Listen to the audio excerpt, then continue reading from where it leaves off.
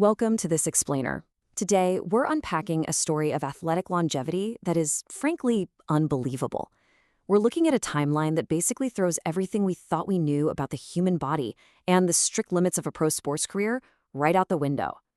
This is Cristiano Ronaldo's World Cup journey, and it is a complete masterclass in relentless, unstoppable evolution. So, let's start at the beginning. Chapter 1. The young winger arrives. The milestone is 2006. Picture a 21-year-old kid stepping onto the World Cup stage for the very first time. He's absolutely electric. But even with all that raw, obvious potential and his rising star status at the club level, literally nobody could have predicted the sheer magnitude of the legacy that was taking its first steps on that pitch. Fast forward to our next marker, 2007. Representing his continued physical and tactical evolution, he's back. And he is visibly faster. He's sharper. But, there's a real tension building here. Because despite leveling up his skills, the pressure is mounting as he hunts for that elusive, defining first World Cup goal on this massive, unforgiving stage. That brings us to Section 2, the heat of breakthrough. At our next milestone in 2008, the breakthrough finally happens. And it happens against brutal, suffocating heat. The physical toll on his body is immense. By the time that final whistle blows, he is cramping so badly he can barely even stand up. It paints this incredibly vivid picture of the sheer sacrifice required at this elite level just to get on the score sheet. Moving into Section 3, Defying Father Time. We jump forward to his age 33 milestone in 2009. Now, typically, this is the exact age where attacking players lose a step, right? They manage their minutes or they fade from the elite stage altogether. Instead, he goes out and delivers a stunning hat trick against Spain. It was this massive wake-up call to the world that he wasn't slowing down at all. He was just adapting his game to stay ahead. The journey continues to his age 37 milestone in 2010.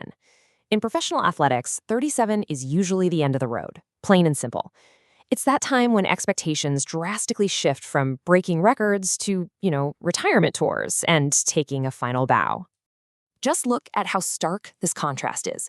Most players at 37, they're totally done. They are coaching on the sidelines or commentating from a comfy booth. But Ronaldo at 37 is still leasing up his boots, still starting on the world's biggest stage, and most importantly, he is still scoring. Which leads perfectly into Section 4, 6 tournaments, 6 scores. Reaching his age 41 milestone in 2011.